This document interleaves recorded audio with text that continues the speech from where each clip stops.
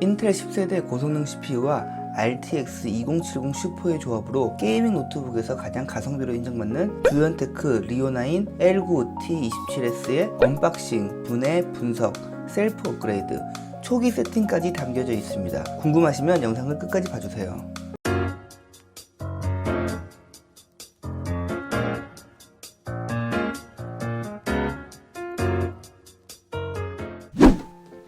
반가운 세상의 아빠예요. 먼저 노트북 무게만큼이나 박스가 크고 무겁네요. 제가 상세 페이지 리뷰 때 그렇게 까고 깠던 그 쿨링 패드입니다. 쿨링 패드 자체가 나쁘다는 것은 아니고 17.3인치에 3kg 정도의 무거운 노트북을 올릴 수 있는 그러한 제품이 절대 아닙니다. 사은품은 감사하지만 선택이 잘못되었습니다.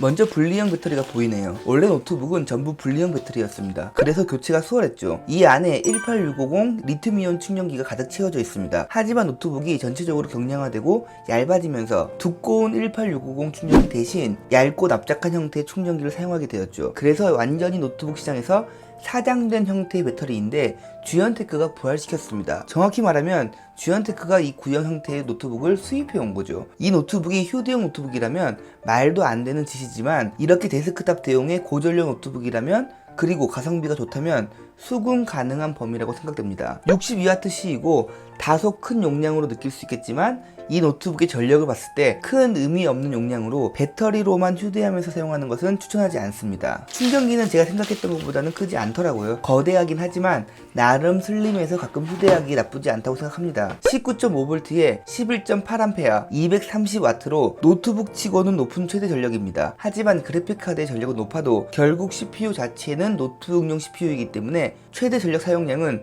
동급 데스크탑에 훨씬 못 미칩니다. 물론 성능도 훨씬 못 미치죠. 여기 데이트 코드에 2006이라고 되어 있습니다. 아마도 2006년 생산된 충전기를 의미하는 것 같은데 물론 아닐 수 있겠지만 맞다면 다소 충격적이네요. 참고로 충전기는 사용만 하지 않으면 반영구적으로 사용할 수 있는 전자제품이기 때문에 큰 문제는 없습니다. 구성품이 어디에 사용되는지 친절하게 적혀 있습니다. 순서대로 HDD 확장용 나사, M.2 SSD 확장용 나사, 배터리 고정 나사. 이 SD카드 모양의 플라스틱은 저도 정말 오래간만에 보는데 그냥 SD카드 슬롯에 먼지 들어가지 말라고 만들어 놓은 모형이에요. 그리고 추가 M.2 SSD에 부착하는 쿨링 패드가 들어있습니다. 노트북은 큽니다. 그리고 무겁습니다. 무식하게 생겼는데 나름 깔끔한 느낌도 있다고 생각합니다. 영상을 올리는 순서가 조금 뒤바뀌었네요.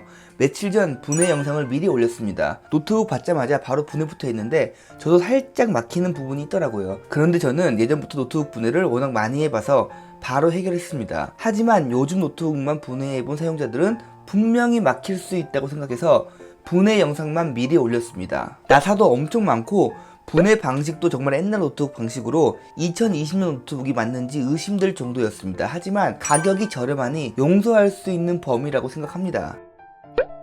저는 셀프 업그레이드를 위해 2TB HDD와 램 16GB를 미리 구매해놨습니다. 저는 단순 사무작업과 영상 편집 이외에 사용하지 않기 때문에 램 클럭은 따지지 않습니다. 차이를 제가 느끼지 못하기 때문이죠. 그래서 2666MHz로 구매했는데 게임 하시는 분들은 필히 3200MHz로 구매하세요. 해외 리뷰 보니 게임할 때는 차이가 조금씩 나더라고요. 가격 차이가 크지 않으니 3200MHz를 더 추천합니다. 제가 듀언테크 리오9을 구매한 이유 중 하나가 바로 이 2.5인치 디스크 확장성 때문입니다. 요즘 노트북들이 전체적으로 슬림화되면서 M.2 규격만 확장으로 놓고 2.5인치는 빼는 추세죠. 리오9과 레노버 리전 정도가 2.5인치 디스크 추가 지원하고 그 외 대부분 제품들이 지원하지 않습니다. HDD가 속도는 느리지만 가격이 많이 저렴하기 때문에 단순 보관용으로는 훨씬 좋다고 생각합니다. 물론 저는 외장 하드도 사용하고 HDD용 도킹 스테이션도 따로 사용하지만 노트북 내부에 있으면 속도도 좀 더 빠르고 사용성이 훨씬 좋습니다.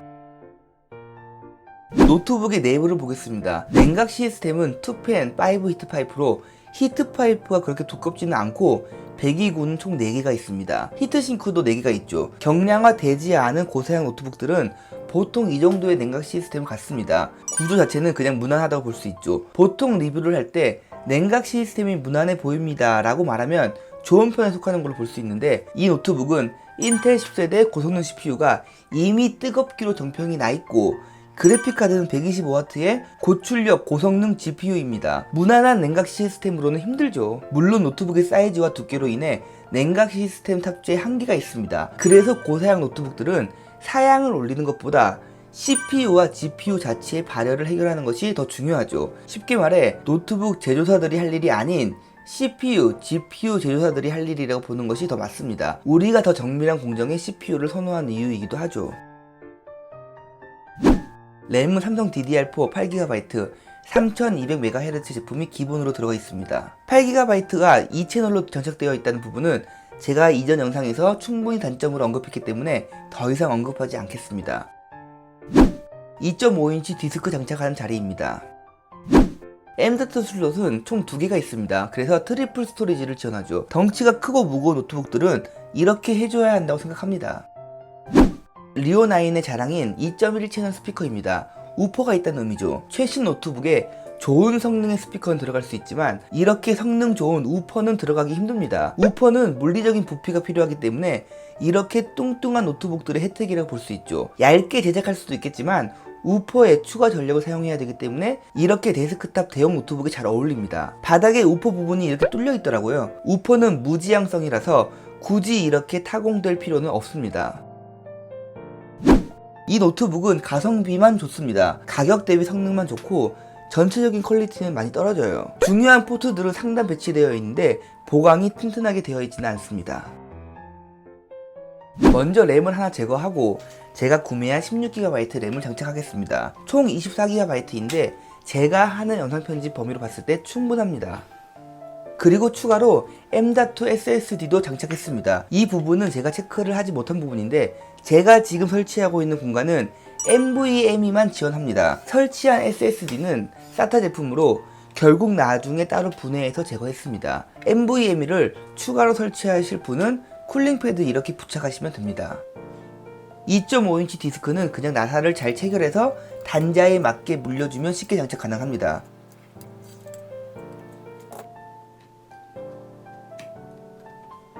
보통 노트북들은 HDD에 노출되는 회로 부분을 막아주는 커버가 있는데 리오9은 그런 게 없더라고요. 하지만 하판이 플라스틱이기 때문에 문제는 없을 것으로 보입니다. 노트북의 결합은 분해의 역순입니다.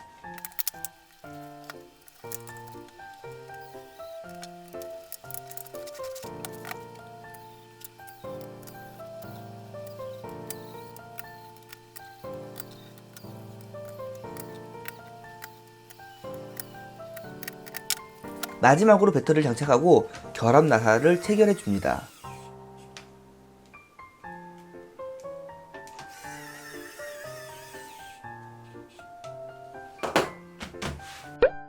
이렇게 2.5인치 HDD를 추가 장착해서 무게를 재어보니 2.97kg이 나왔습니다. 제 저울의 최대 측정 무게가 3kg이기 때문에 충전기를 합치면 이렇게 에러가 나옵니다. 충전기만 쟀을 때는 0.8kg으로 노트북과 충전기를 합치면 3.77kg이 됩니다.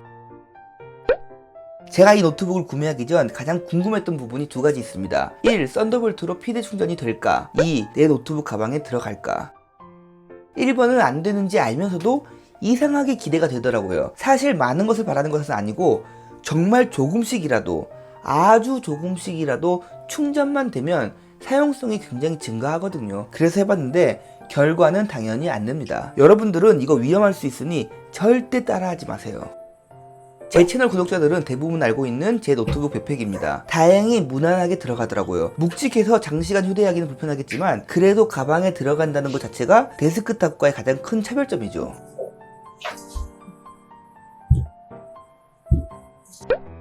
초기 세팅에 대해서 간단하게 말씀드리자면 먼저 주연테크 공식 홈페이지에서 제공하는 드라이버를 설치하시고 기본 소프트웨어도 설치하세요. 키보드 색상 바꾸는 소프트웨어와 펜 속도 조절하는 소프트웨어 정도는 자주 사용할 수 있습니다. 펜 속도는 저의 작업 환경에 최적화를 맞춰보려고 노력했는데 순간적으로 급격하게 온도가 높아지기 때문에 사용자 지정으로 설정하는 것은 큰 의미가 없더라고요. 그냥 지금은 자동 놓고 사용합니다. 플렉시 차저를 지원합니다. 배터리 보호 프로그램으로 배터리 수명을 늘려줍니다. 전체로 봤을 때 이득을 보는 것은 사실이지만 휴대하면서 배터리로 사용하는 노트북은 아니기 때문에 큰 이득이라고 볼 수는 없죠. 그래도 하는 것이 좋은 것은 맞습니다. 먼저 부팅 시 F2를 눌려 바이오스에 진입합니다. 셋업 유틸리티, 어드밴시드 칩셋 컨트롤, 플렉시 차저 부분을 활성화시켜줍니다. 그러면 충전을 시작하는 퍼센트와 멈추는 퍼센트를 직접 설정하실 수 있습니다. 저는 70에서 80%의 범위로 지정했습니다. 저장하고 나오면 설정 완료됩니다. 제가 예상했던 제트기 엔진 소음 그대로입니다.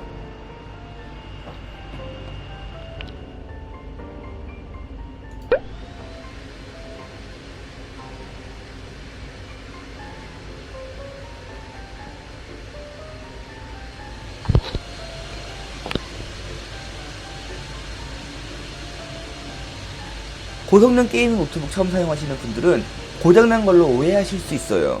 그 정도로 팬 소음이 심하지만 저는 영상 편집용으로만 사용하기 때문에 사실 그렇게 크게 불편하지는 않습니다. 하지만 게임용으로 사용하시는 분들은 불편할 수도 있습니다. 그래도 스피커가 좋으니 볼륨을 올리면 조금 커버되는 부분이 있습니다. 전반적으로 퀄리티가 떨어지는 모습이 보입니다. 하지만 이 사양에 이 가격이면 퀄리티 따져서는 안됩니다. 저는 이 노트북을 제 메인 노트북으로 하루 12시간 이상 사용하고 있습니다. 충분히 사용하고 있죠. 곧 최종 리뷰 올리겠습니다. 끝까지 봐주셔서 진심으로 감사드립니다.